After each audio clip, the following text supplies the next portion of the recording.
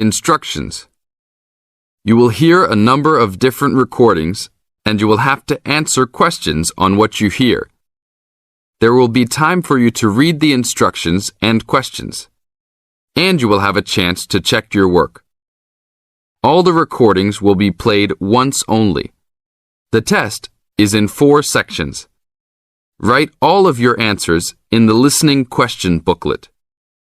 At the end of the real test, you will be given 10 minutes to transfer your answers to an answer sheet. Now look at Part 1. Part 1. You will hear a conversation between 2 students. The students are talking about a house they might rent. First, you have some time to look at questions 1 to 6.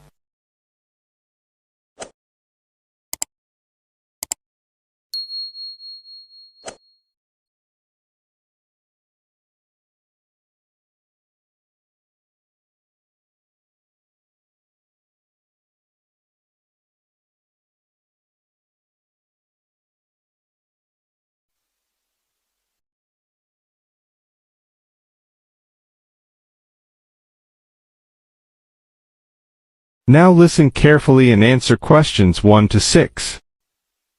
Hi, Jason. So what's the house like?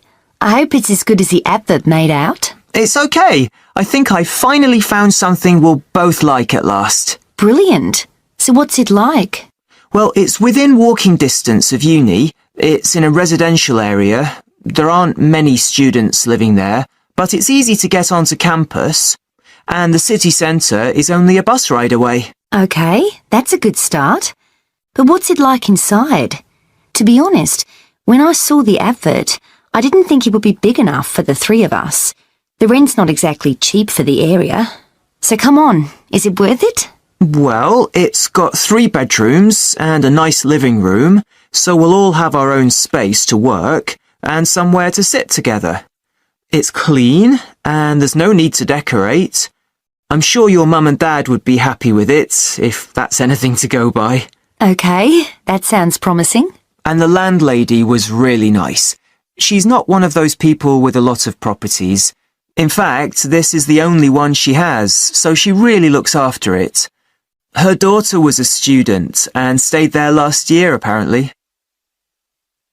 Good. The advert said there's no garage, but I can park on the road outside. I checked, and there are no parking restrictions along that road. I know there are some shops in the neighbourhood, so we'll be okay for food and basic things. Yes, that's right. It's a nice house, and the kitchen's fine.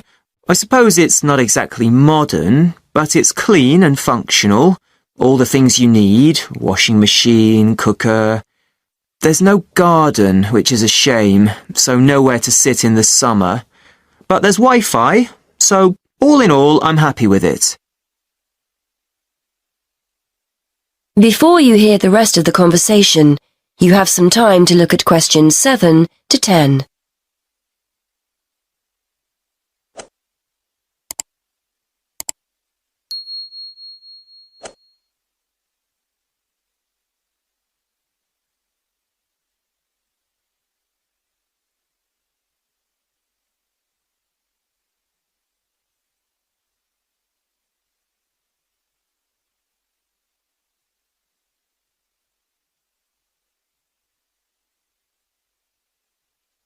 Now listen and answer questions 7 to 10.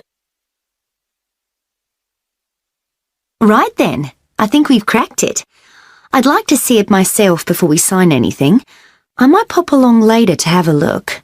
It's on Foxwell Road, isn't it? Let me just make a note of the address.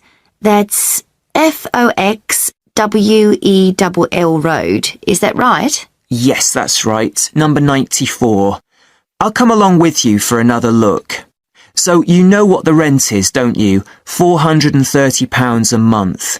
I know that's £50 a month more than we were expecting to pay, but I think it's worth it. It sounds reasonable, especially if it's in a nice area.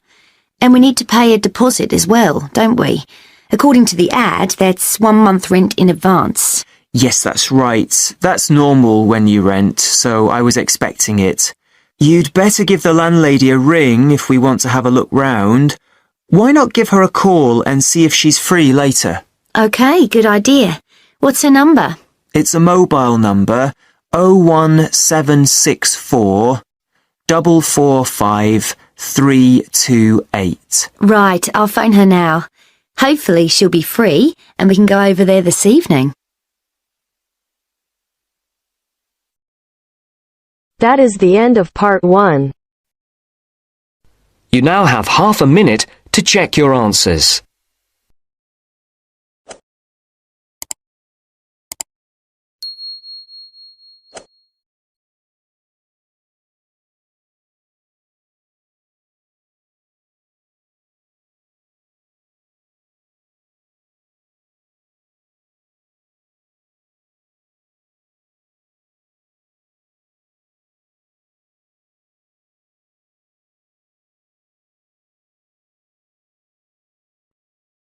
Now turns to part 2. Part 2. You are going to hear Dr. Joanne Robinson, the course director of a language learning centre, answering questions from reporters from the student newspaper. First, you have some time to look at questions 11 to 16.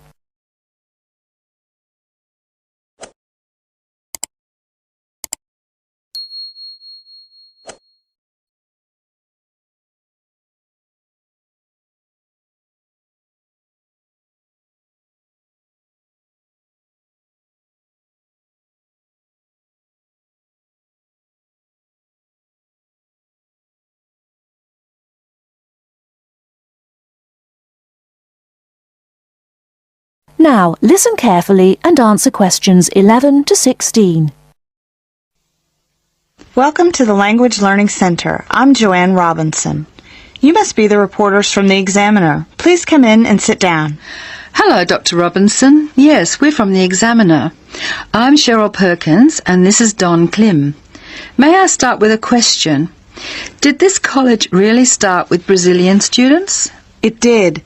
The Language Learning Center was founded in 1985 to look after a group of students from Brazil who wanted to study here. Those 20 students soon grew to 60, and as you can imagine, we had severe accommodation problems. Somebody said you were in the old amenities block, right near the engineering school.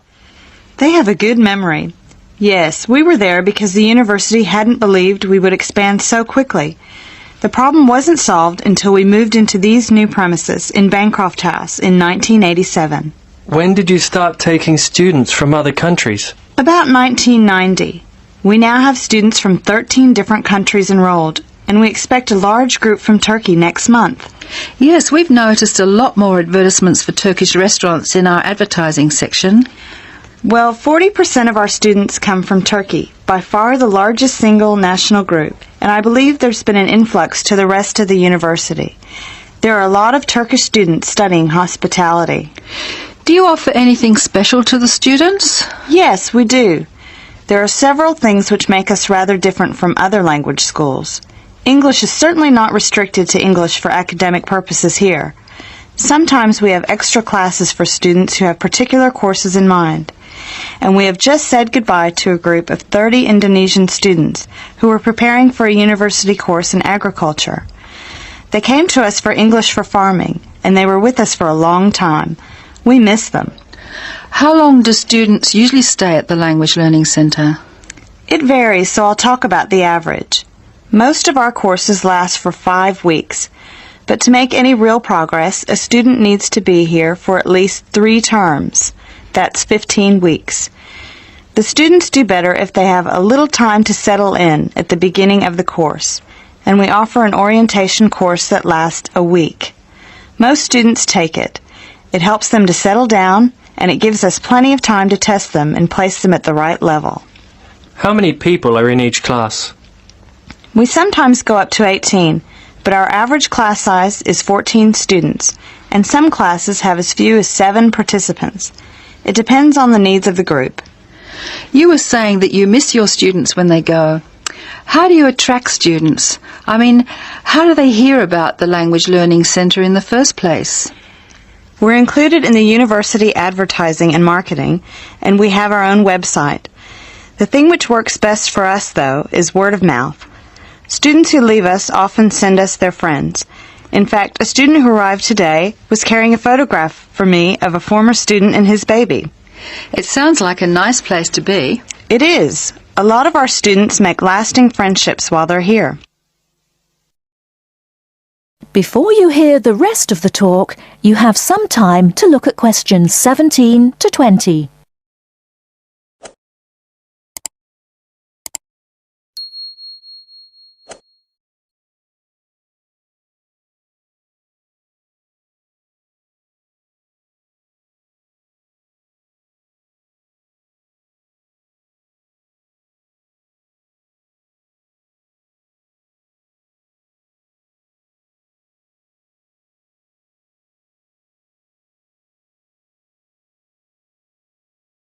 Now listen and answer questions 17 to 20. Making friends with other students sounds special enough. I'd like to emphasize that in the student newspaper. We do try to get our students to be part of the wider university. How do you do that? Do you encourage them to join the sports centre, for instance? Indeed we do.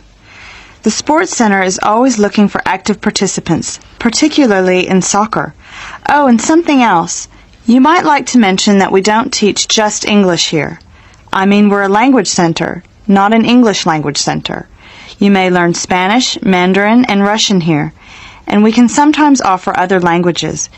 This means we can have some students who are native speakers of those languages as conversation partners for English-speaking students. Who can do these courses? At this stage, any native speaker of English. What about the people who are learning English? Can they do a non-English language course? At this time, only if they've almost finished their English language course. You see, we try very hard to involve students who are native speakers of English as conversation leaders, and we encourage our students to join groups on the campus. For instance, if they enjoy music, there is an active jazz group available to everyone, and that's a lot of fun. On the other hand, elementary students can't go to the drama group. Their English just isn't ready for that sort of activity. But the university choir welcomes all the singers it can find. They often do large productions that need a lot of voices. I imagine the special conversation groups are open to all your students. I wish they were. I'm sorry to say they're a special service we provide for elementary students only. Is there anything else I can tell you? I'd be really pleased if you could write about the courses we offer in foreign languages. I think our readers will be very interested in that. Thank you for your time, Dr. Robinson. Yes, thank you very much. Goodbye. Thank you for giving me the opportunity to talk about the center. It's always good to let the rest of the students at the university know what goes on in our classrooms and outside them. After all, many of our students leave us and then study for degrees in various disciplines on this campus. That is the end of part 2.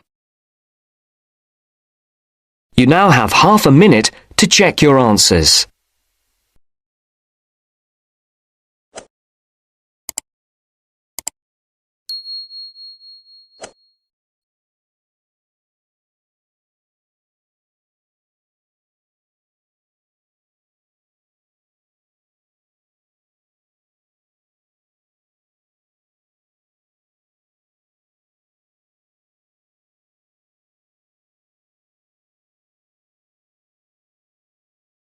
Now turns to part 3.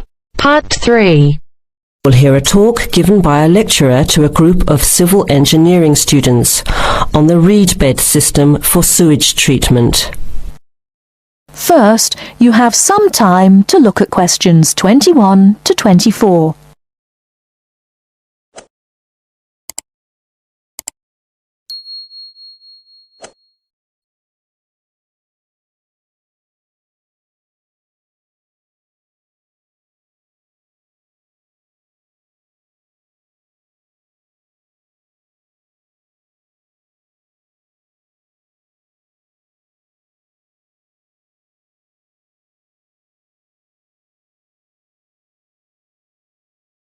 Now, listen carefully and answer questions 21 to 24. Thank you for inviting me to speak to you today about what is now called the reed bed sewage treatment system. This system uses naturally occurring reeds to treat domestic and industrial waste. It's an environmentally friendly alternative to normal systems. You all know what reeds are like, don't you? Those tall plants with hollow stems that grow in wet places, like marshes, for example. Here's how the system works. First of all, an artificial marsh is created. To do this, holes are dug about 1 metre deep and usually rectangular in shape. They are then lined with clay or plastic, and the liner is covered with gravel. After that, a system of tubing is laid, with holes in it, and more gravel is added to cover that. Finally, reeds are planted in the bed. The sewage is brought to settling tanks. From there, it is distributed to the roots of the reeds through the tubing. Note that the waste material enters the beds underground and remains underground. The reeds conduct oxygen very efficiently through their stems to the roots system. Here, bacteria work to reduce the waste material to basic elements. What comes out of the artificial marsh is water that has been cleaned through a natural process. The purified water leaves the reed bed through a simple outflow pipe.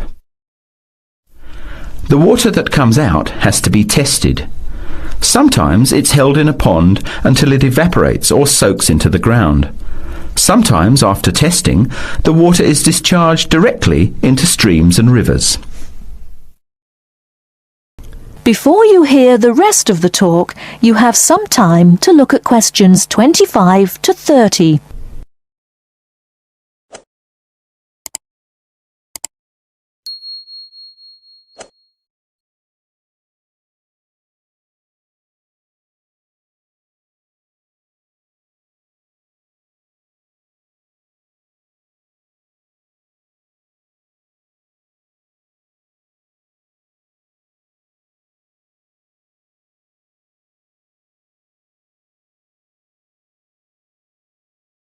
Now listen and answer questions 25 to 30.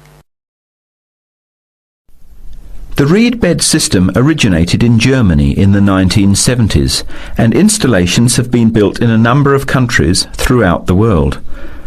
To give you an idea of the size and appearance of a reed bed installation, an area of 3 by 5 metres approximately would be adequate for a single house.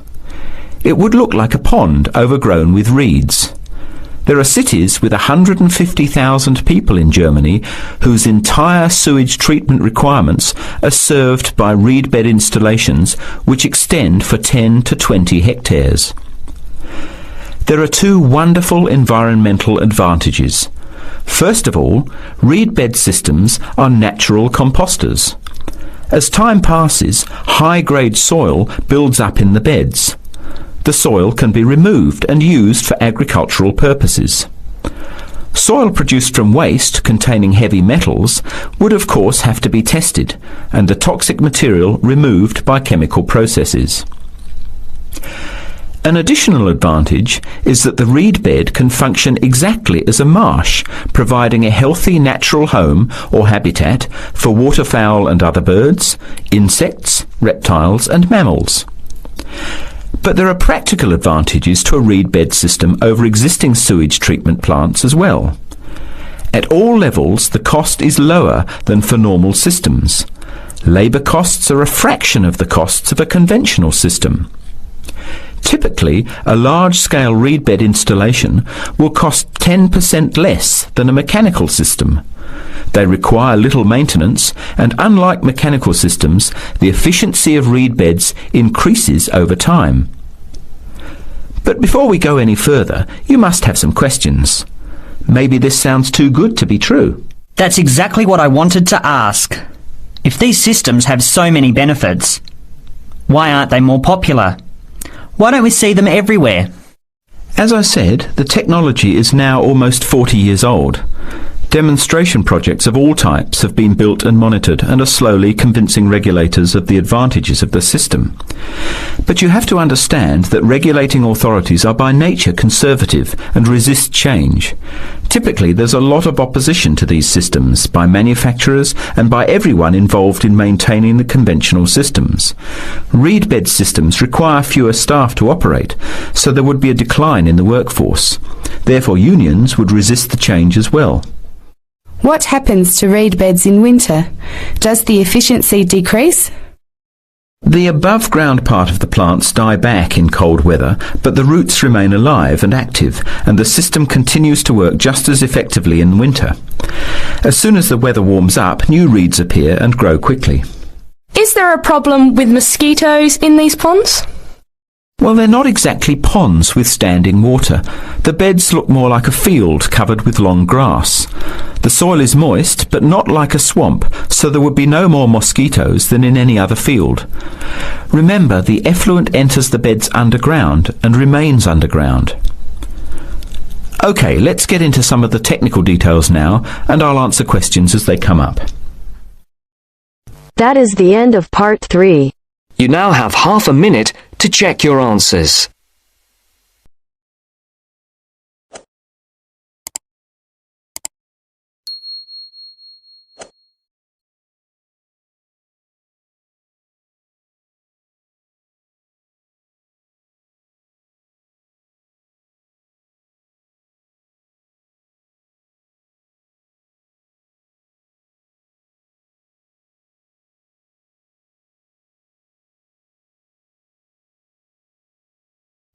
Now turns to part 4.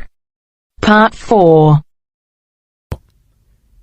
You will hear Rebecca Bramwell, an artist and illustrator, giving advice on how to get your first job or commission as an artist.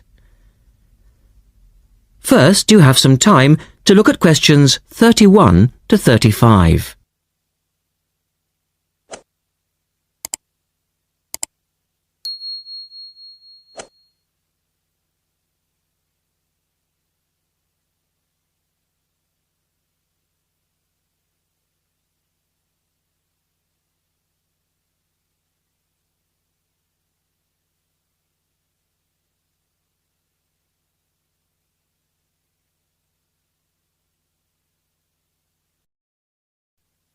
Now listen carefully and answer questions 31 to 35.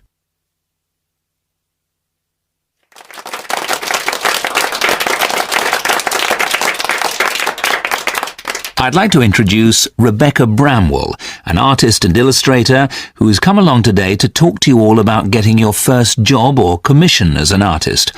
Over to you, Rebecca. Thank you for inviting me. I remember when I graduated back in 1983, I was very excited about getting my first commission. My degree was in fine art and I'd worked long and hard to get it. I was an enthusiastic student and I never found it difficult to find the incentive to paint.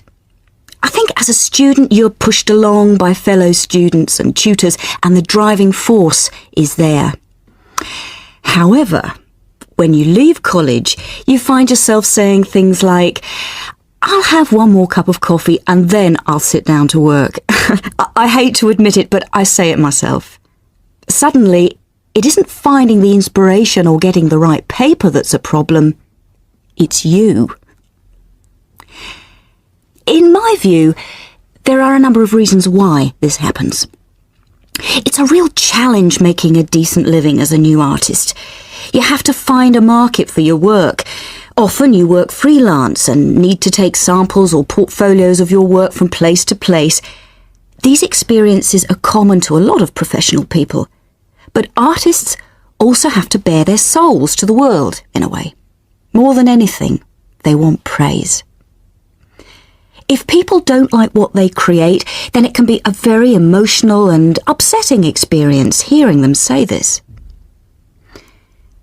I began to realise that these problems were preventing me from having a career in art, and so I decided to experiment.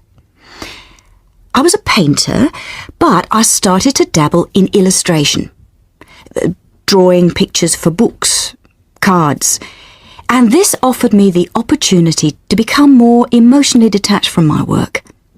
I was no longer producing images from the heart, but developing images for a specified subject, taking a more practical approach. I began to develop a collection of my illustrations, which I put into a portfolio and started to carry around with me to show prospective clients and employers. But it was still tricky because publishers, for example, want to know that your drawings will reproduce well in a book. But without having had any work published, it's hard to prove this. Having a wonderful portfolio or a collection of original artwork is of course a first step, but what most potential clients would like to see is printed artwork, and without this evidence, they tend to hold back still when it comes to offering a contract. Look at questions 36 to 40.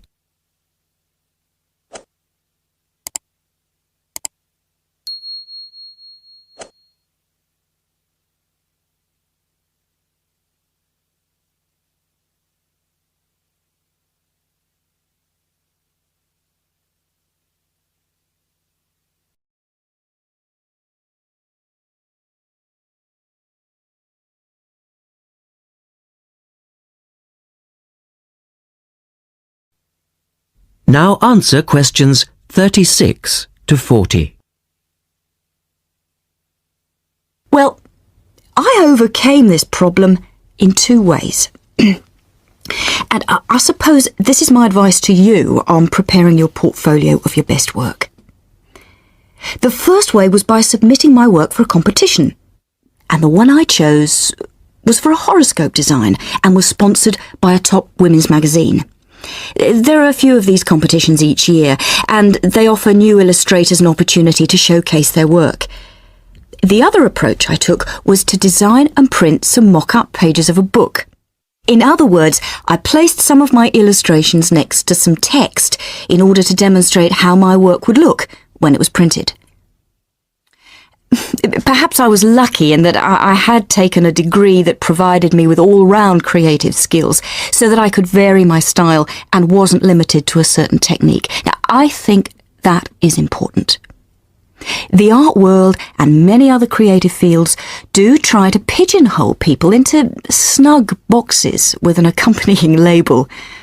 Now, I think you should try to resist this if you feel it happening to you. If you don't, you'll find it difficult to have new work accepted if you try to develop your style at a later stage in your career.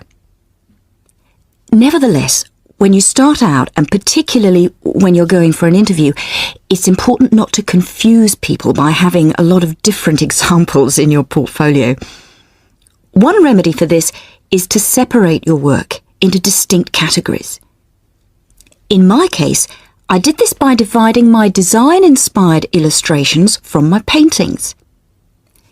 It's then easier to analyse the market suited to each portfolio, such as magazines, book jackets, CD covers, etc.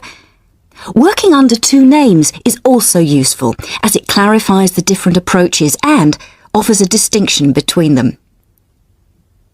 I think it's been hard for artists to be recognised in anything other than the pigeonholes that they've been placed in. But luckily, these barriers are slowly being demolished. So I really do wish you all the very... That is the end of part 4. You now have half a minute to check your answers.